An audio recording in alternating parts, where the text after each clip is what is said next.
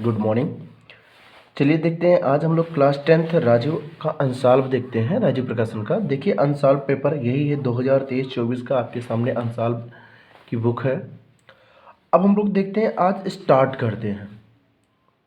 आज हम लोगों का पहला क्लास होगा, तो इस पहले क्लास में हम लोग मॉडल पेपर देखते हैं। और मॉडल पेपर ये देखिए आप लोगों का एनसीईआरटी द्वारा पुनर्संयोजित पाठ्य सामग्री एवं राष्ट्रीय शिक्षा नीति 2020 पर आधारित है। ठीक, आप लोग को पता है कि यहाँ पे क्या है, 20 ऑप्शनल विकल्प आएंगे, क्वेश्चन आएंगे, तो उसमें आपको सारे के सारे करने हैं और आपको पता है कि बहुत ही आसान आते हैं। तो आइए हम लोग आज करते हैं उसे ही, और हर क्वेश्चन का आपको सलूशन दूंगा, बेहतर सलूशन दूंगा, लेकिन आप लोग लगे रहिए लास्ट तक हमारे साथ। चलिए देखते हैं। जैसे देखो पहला क्वेश्चन क्या कह रहा है, आपके पास है, कह रहा कि 26 156 का लासा 156 है, तो मासा ज्ञात कीजिए। आप सभी को पता होगा कि यहाँ पे मैं आपको बता देता हूँ कि फर्स्ट संख्या इनटू सेकंड संख्या का एक फार्मूला होता है, और वो एलसीएम इनटू एचसीएफ के बराबर होता है। अब जैसा कि पहली संख्या दिया है तुम्हें 26 और दूसरी संख्या दिया है 156 और एलसीएम दिया है 156, तो आप बताओ एचसीएफ क्या होगा। तो 156 से 156 कट गया, बचा इधर क्या 26, तो क्या एलसीएम जो आपका एचसीएफ बचा वो क्या बचा 26। तो यहाँ पे देखो जो ऑप्शन नंबर हम लोगों का क्या है, बी वाला है, ये बिल्कुल राइट है। ठीक है, अगला ये देखते हैं, निम्न में से अपरिमेय संख्या है, तो देखते हैं विकल्प। आप देखो विकल्प में जो दिया है √25 दिया गया है।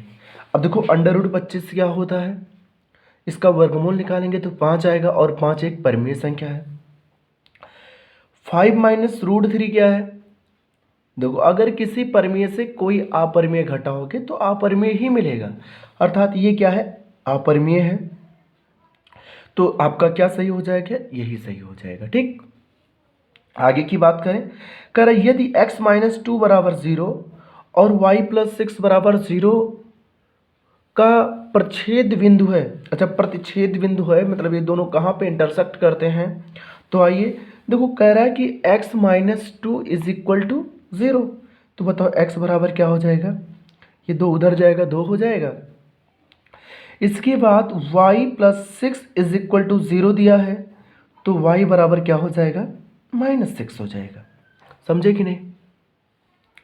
तो आप लोग पता है कि जब भी निर्देशांक लिखा जाता है, इंटरसेक्ट पॉइंट लिखा जाता है, तो सबसे पहले एक्स अक्ष को लिखा जाता है, फिर वाई अक्ष को। तो आपका ऑप्शन नंबर डी हो जाएगा ये। ठीक, इसके बाद अगला दिया है कि रेखा a1x plus b1y plus c1 बराबर 0, a2x plus b2y plus c2 बराबर 0 का एक देख लेते हैं, यहाँ पे लिखा अद्वितीय हल होगा यदि। देखो बच्चा, जब भी हम लोग का इस तरीके से क्वेश्चन होगा, देखो a1x b1y c1 दिया है, तो अद्वितीय हल के लिए एक होता है कि अगर a1 upon a2 is not equal to b1 upon b2 हो जाए, ये तो दिए गए रेखा का क्या होगा, एक अद्वितीय हल होगा। मतलब ये क्या करेंगे, एक ही जगह पे कहीं इंटरसेक्ट, जैसे ये देखो कर रहा है ना यहाँ पे इंटरसेक्ट, ऐसे कहीं एक ही जगह पे क्या करेंगे, ये इंटरसेक्ट करेंगे, अर्थात कहीं भी ऑप्शन ये होगा तो यही सही होगा। जैसा कि ऑप्शन नंबर सी हम लोगों को दिख रहा है वही सही है। ठीक, अगला कह रहा है, जैसा कि 1 मिनट आप लोग को दिख नहीं रहा होगा तो थोड़ा सा देख लेते हैं हम लोग। देखो जैसा कि आप लोगों को दिया गया है कि 5x² माइनस 3x प्लस 2 बराबर 0 के मूलों का योग है।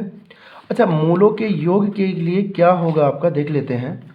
देखो मूलों का योग दिया है आपको 5x² minus 3x plus 2 is equal to 0। अब अगर बात करें मूलों का योग, तो मूलों का जो योग होता है योग होता है वो क्या होता है, माइनस बी बाई ए, मतलब x का गुणांक बटे एक्स स्क्वायर का गुणांक। आपको पता है ये हमारा a होता है, ए एक्स स्क्वायर होता है, ये b x square b x होता है, और ये प्लस c होता है। तो a की जगह पे -3 है, तो एक माइनस ये हो गया और एक -3 हो गया, और बटे में a कितना है 5, तो माइनस माइनस प्लस हो जाएगा, आपका हो जाएगा 3/5। तो जैसा कि ऑप्शन नंबर ये दिख रहा है। ठीक, कह रहा कि यदि शांत जल में नाव की चाल 8 किलोमीटर प्रति घंटा है तथा धारा की चाल जो दिया है वो 3 किलोमीटर प्रति घंटा दिया है, तो धारा के विपरीत नाव की चाल ज्ञात कीजिए। देखो, जब भी अगर हम बात करते हैं थोड़ा सा यहाँ पे, अगर धारा के विपरीत की बात करता है, जब विपरीत कंडीशन होती है या इसी को प्रतिकूल भी कहते हैं, तो जो नाव की चाल होती है और जो धारा की चाल होती है वहाँ पे माइनस चिन्ह का प्रयोग करते हैं। लेकिन अगर अनुकूल कंडीशन होता है या समान डायरेक्शन होता है तो वहाँ पे हम लोग पॉजिटिव का प्रयोग करते हैं। तो यहाँ पे 8 किलोमीटर नाव की चाल है और धारा की चाल 3 है, और विपरीत कंडीशन इसलिए हम लोग निगेटिव करेंगे, तो 8 में से 3 गए, 5 किलोमीटर पर हावर होगा। समझे? ऑप्शन नंबर सी इसका क्या हो जाएगा, इज राइट हो जाएगा। आगे देखते हैं हम लोग इसके। देखो, अगला विकल्प 7वां क्या कह रहा है, कह रहा है कि दो समरूप त्रिभुजों के क्षेत्रफल क्रमशः 20 सेंटीमीटर स्क्वायर है और 45 सेंटीमीटर स्क्वायर है, तो उनकी ऊंचाइयों का अनुपात ज्ञात करो। देखो, बिल्कुल आसान है। ऊंचाइयों का अनुपात ज्ञात करने के लिए मान लेते हैं एक त्रिभुज है, कुछ भी मान लेते हैं, मतलब जैसे फर्स्ट त्रिभुज का क्षेत्रफल और बटे सेकंड त्रिभुज का क्षेत्रफल।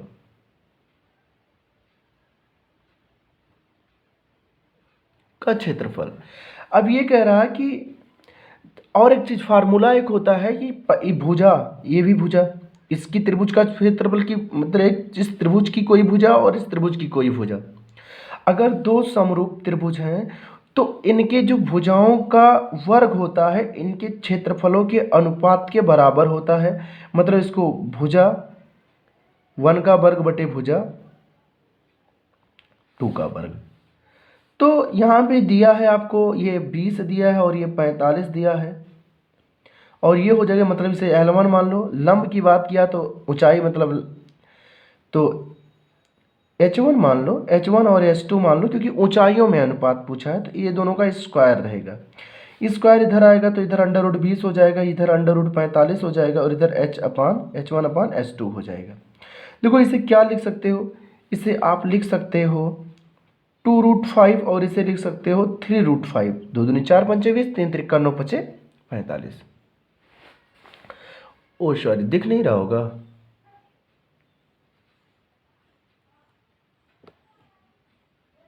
एक मिनट, अभी आपको दिख जाएगा।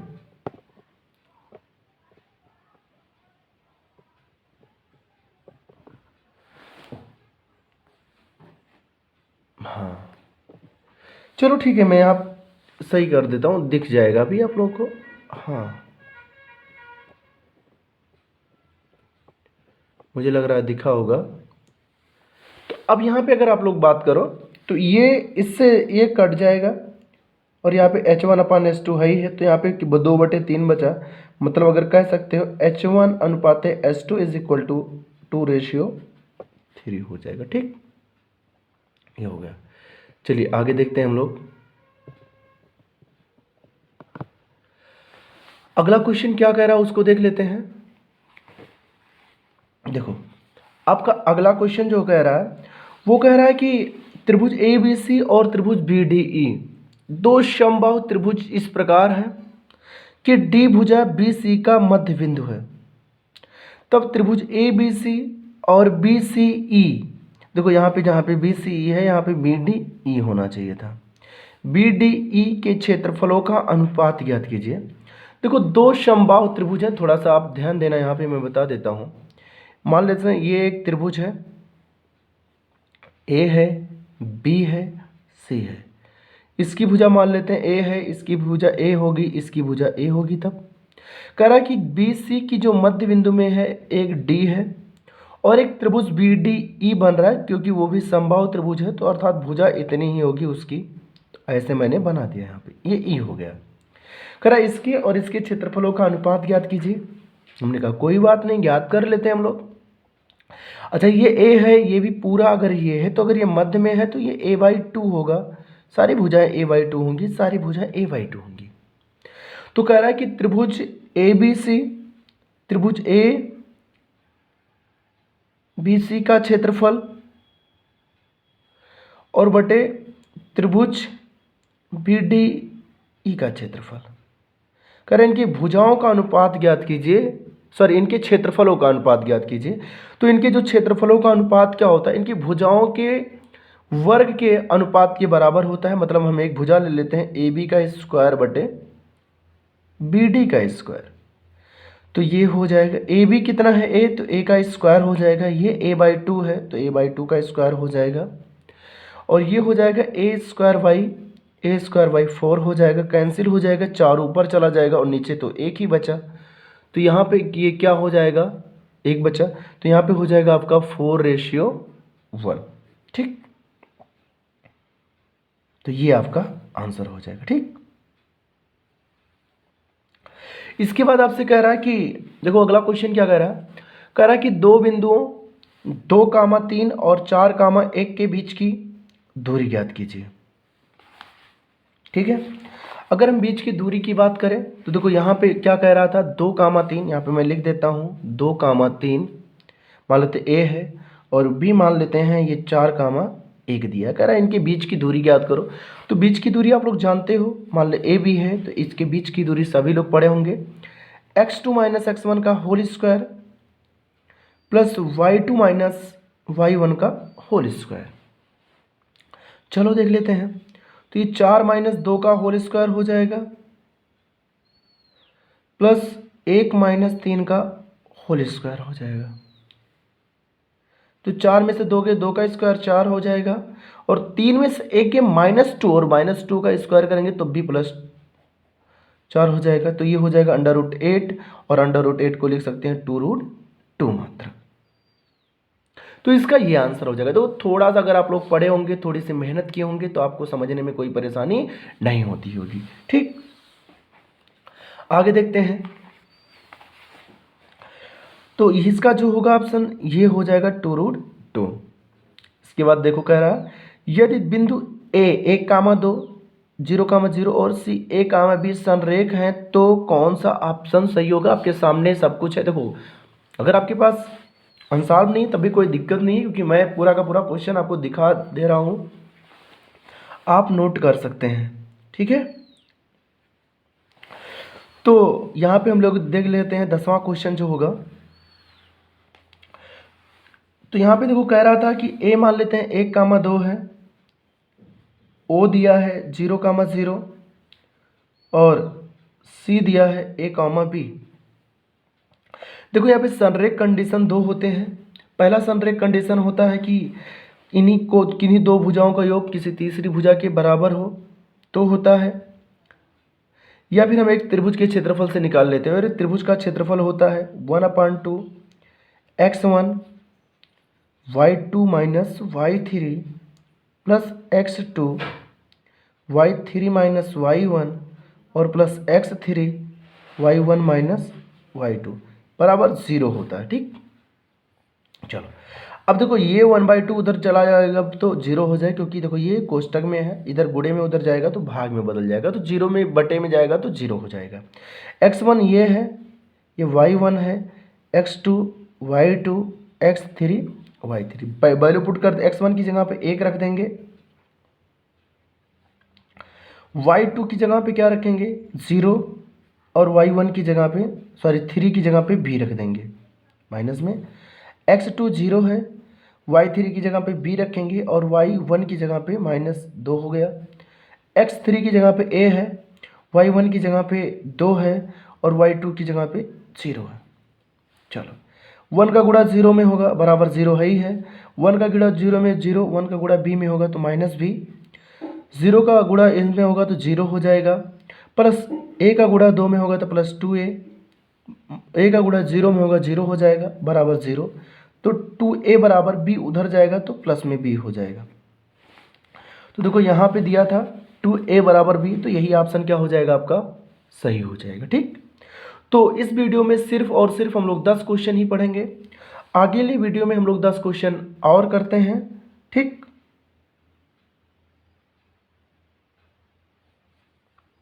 वैसे बहुत ज़्यादा कठिन तो है नहीं, हम लोग इसी में देख लेते हैं। ठीक है, चलो, क्या आपको दिक्कत होगी, बहुत लंबा वीडियो हो भी नहीं रहा है, चलो देख लेते हैं। अगला क्या रहता है कि बिंदु -4, 0, 4, 0 और 0, 3 शीर्ष है। तो देखो कह रहा है कि समकोण त्रिभुज के शीर्ष है कि समद्विबाहु त्रिभुज के, समबाहु त्रिभुज के, विषमबाहु त्रिभुज के। देखो ये बताना तभी आसान है, कब, जब इनके बीच की दूरी पता चल जाएगी, मतलब भुजा पता चल जाएंगे। चलो देख लेते हैं हम लोग।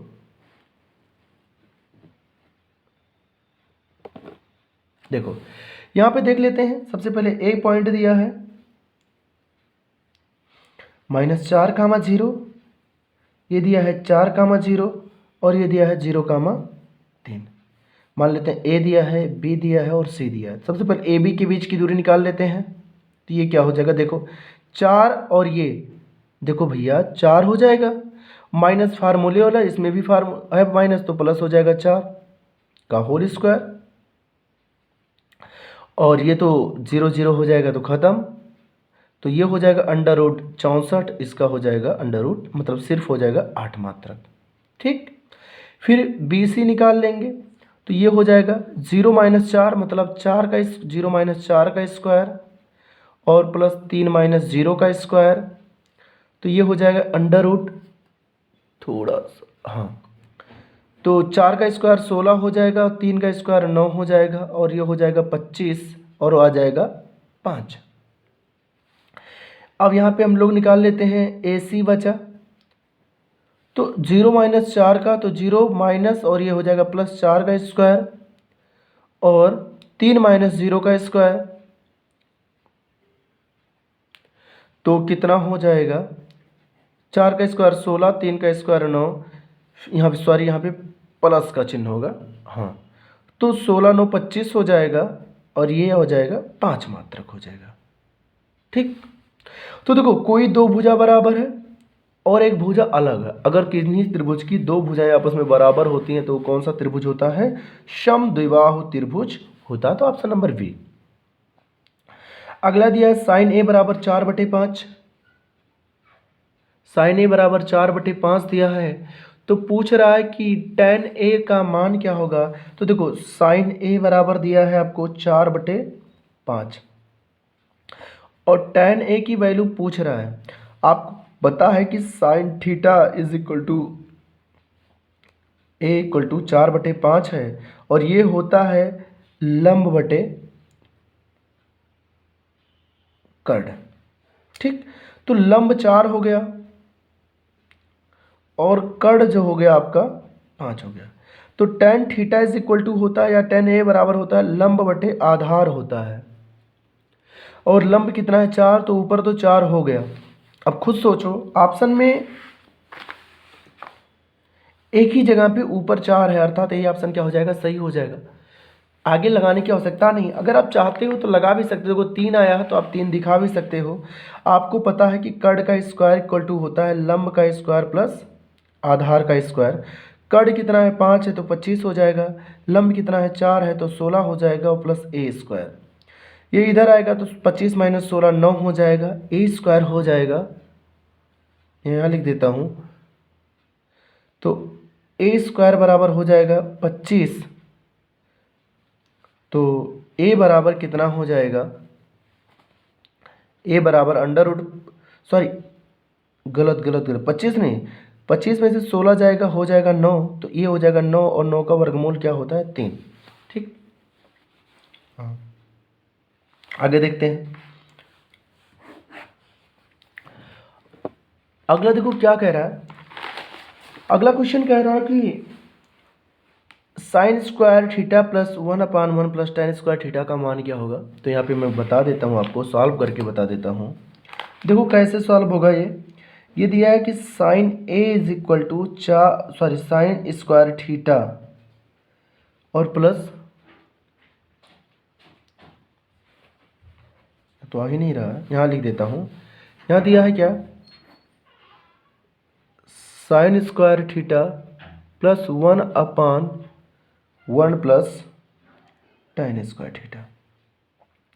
तो ऐसे साइन स्क्वायर थीटा को रहने देते हैं, इसको लिख सकते हैं 1/1 plus sign square theta plus cos square theta. तो ये क्या हो जाएगा, साइन स्क्वायर थीटा प्लस 1/, ये इधर चला जाएगा, हो जाएगा sign square theta plus cos square theta upon cos square theta. समझे? इतना हो जाएगा। अब यहाँ पे देखो, इसकी जो वैल्यू होती है वो 1 होती है, अर्थात ये हो जाएगा साइन स्क्वायर थीटा प्लस 1/, ठीक है, देखो 1/1 और ये हो जाएगा कॉस स्क्वायर थीटा। अब ये कॉस स्क्वायर थीटा आगे चल करके क्या हो जाएगा, यहाँ पे मैं लिख देता हूँ, तो हो जाएगा साइन स्क्वायर थीटा, ये ऊपर चला जाएगा, हो जाएगा कॉस स्क्वायर थीटा, और इसकी वैल्यू भी क्या होती है 1, तो इसका भी आंसर 1 आ जाएगा, और जैसा कि आपके विकल्प में दिया गया है। ठीक,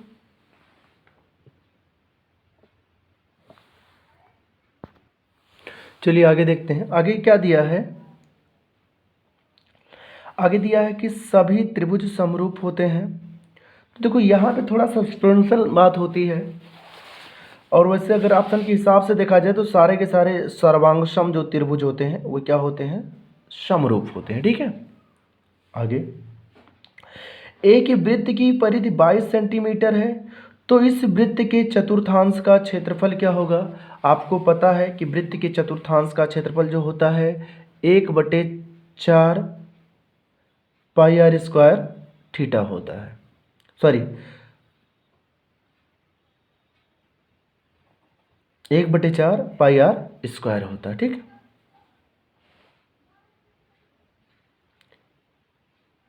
तो 1/4 हो गया, मतलब वृत्त के क्षेत्रफल का 1/4 कर लो, वही होता है।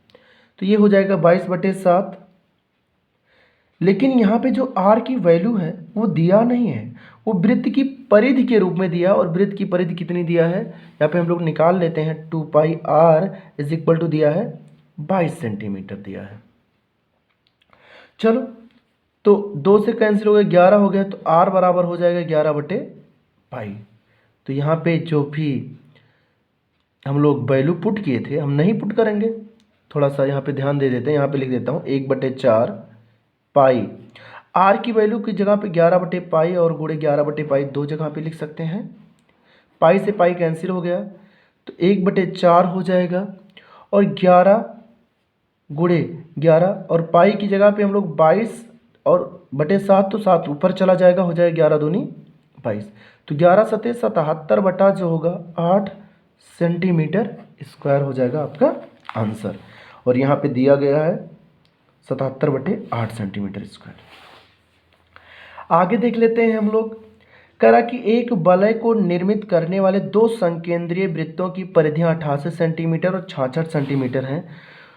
पाई की वैल्यू दिया, तो वलय की चौड़ाई ज्ञात करनी है। मतलब हम लोग ऐसे देख लो, यहाँ पे बना देता हूँ, ऐसे एक वलय है और एक वलय ये है, हमें इसी की चौड़ाई निकालनी है, और इसकी जो परिधि दिया है टोटल, ये दिया है 88 सेंटीमीटर स्क्वायर, और इसकी जो परिधि दिया है वो दिया है 66 सेंटीमीटर। हम इसको मान लेते हैं 2π कैपिटल R मान लेते हैं, इसकी परिधि मान लेते हैं 2π स्मॉल r। निकाल लेते हैं, इसकी चौड़ाई को निकाल लेते हैं, तो ये हो जाएगा h बराबर जो भी हो जाएगा, मतलब इसका r इसके r से घटा दो, बस इसके यहाँ से यहाँ तक की दूरी से अगर मैं इसको घटा दूँ तो मिल जाएगा। ये कैपिटल R मान लेते हैं पूरा, और ये स्मॉल, तो r तो है ही है। तो अगर ये 2π r बराबर 88 है, तो 2 गुणे 22/7 और गुणे r इज इक्वल टू 88, 22 दूना 44 दूना 88 हो जाएगा। आर बराबर आ जाएगा 14 सेंटीमीटर। इसका देख लेते हैं। 2 पाई स्मॉल आर बराबर हो गया 66। तो 2 गुणे 22/7 आर बराबर 66। 22 तिहाई 66 होता है। 7 त्रिक 21 बटा और 2 इधर आएगा 2 सेंटीमीटर हो जाएगा। तो अगर मुझे h मान लेता हूँ इसको, इतने के बीच की दूरी को, तो h बराबर हो जाएगा capital R minus small r. h बराबर 14 माइनस 21 बटा 2। तो 14 दूनी 28, 28 में से 21 जाएगा 7/2। ठीक, 7/2 सेंटीमीटर हो जाएगा। और जैसा कि आपके ऑप्शन में दिया गया है। फिर कह रहा एक पाइप का बाहरी व्यास 4 सेंटीमीटर है तथा भीतरी व्यास 30 सेंटीमीटर है। उसकी लंबाई, यहाँ पे देख लो क्वेश्चन, एक पाइप का बाहरी व्यास 4 सेंटीमीटर तथा भीतरी व्यास 3 सेंटीमीटर है, तो उसकी लंबाई 20 सेंटीमीटर। तो पाइप में प्रयुक्त धातु का आयतन निकाल लेना है। क्या निकाल लेना है? धातु का आयतन। चलो देख लेते हैं। देखो यहाँ पे क्या होता है, व्यास दिया है, सीधा सीधा देख लो। यहाँ पे मैं कर देता हूँ। यहाँ पे देखो व्यास दिया गया है, एक का व्यास दिया है, मतलब बाहरी व्यास को मैं 2r मान लेता हूँ। तो 2r बराबर दिया है 4 सेंटीमीटर, तो बाहरी त्रिज्या हो जाएगा 2 सेंटीमीटर। और स्मॉल मतलब आंतरिक व्यास दिया है 2r, कितना दिया है 3 सेंटीमीटर, तो स्मॉल r हो जाएगा 1.5 सेंटीमीटर। देखो ये क्या होता है, जो करा प्रयुक्त धातु का आयतन क्या होता है। देखो यहाँ पे क्या होता है कि अगर हम लोग पूरे का आयतन निकाल लेंगे, आंतरिक व्यास वाली जो, या कह सकते हो आंतरिक त्रिज्या वाले का आयतन घटा दे, तो काम बन जाएगा। तो या इसका एक फार्मूला होता है कि पाई आर कैपिटल आर स्क्वायर मतलब बाहरी त्रिज्या माइनस स्मॉल आर स्क्वायर और इंटू एच होता है। चलो पाई इसका हो जाएगा 2, तो 2 का स्क्वायर कर देंगे और माइनस 1.5 का स्क्वायर और इंटू हो जाएगा 20। देखो यही मेरा क्या है, ऑप्शन सही है। ठीक, तो ये राइट आंसर।